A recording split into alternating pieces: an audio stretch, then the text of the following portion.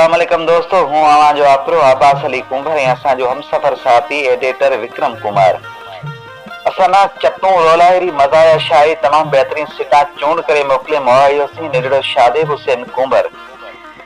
हमारा दोस्ताना पेश करन तो जरूर हमारा पसंद आसे। ये हवाले सी वस्कार रे खेतरा रे हवाले सी महंगाई रे हवाले सी कितो फसल थियो की थियो उहे मां की लियो उहे हवाले सी हमारा मज़ाया शायरी मोकलां था रिकॉर्ड करे हमारा जरूर पसंद आसे। दोस्त लिखे तो ओदर ते बिच खेत खणे गया, ओदर ते बिच खेत खणे गया, अध उगो अध रेत खणे गया, ओदर ते बिच खेत खणे गया, अध उगो अध रेत खणे गया। शेर तिलामा तेल मथेरो, शेर तिलामा तेल मथेरो, मूंगारी लप मेट खणे गया, अध उगो अध रेत खणे गया, ओदर ते बिच खेत खणे गया।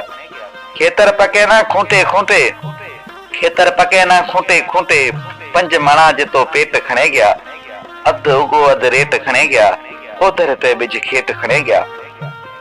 कुफर खेतर में पखड़िया प्याई, कुफर खेतर में पखड़िया प्याई, कुड़े कराची ठेठ खणे गया, अध उगो अध रेत खणे गया, ओदर ते बिच खेत खणे गया। फसल पको घरे पुगो तो, फसल पको घरे पुगो तो, चक्कर ही अना हेठ खणे गया, अध उगो अध रेत खणे गया, ओदर ते बिच खेत खणे गया।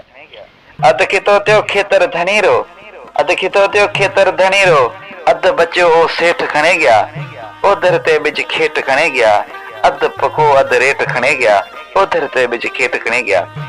ऐं प्यारो दोस्त चतूं रोलारी मज़ाया शायरी रिसिटा शादेब हुसैन कुंभर वरी लिखे तो चतूं रोलारी शायरी मज़ाया सियारे जे हवाले सी। सियाड़ो आए पियो ऐं इहे माण्हू जेके भई वॾा आहियूं उन होशियार करे थो त सियाड़ो आए पियो, सी ज़बरदस्त पासी। दोस्त लिखे तो सियाड़ेरी रात डिगेरी, सियाड़ेरी रात डिगेरी, ओडे सोया सोड़ थुलेरी, सियाड़ेरी रात डिगेरी, ओडे सोया सोड़ थुलेरी, रधणे रो दर वाड़े छड़िया, रधणे रो दर वाड़े छड़िया, ऊंघ फिटे भला हिड़ल बिलेरी, सियाड़ेरी रात डिगेरी, ओडे सोया सोड़ थुलेरी।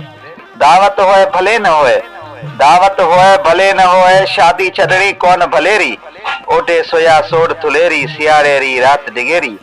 मेलाब भत्त खणता आया, मेलाब भत्त खणता आया, थैली भरे डेढ़ किलेरी, थैली भरे डेढ़ किलेरी।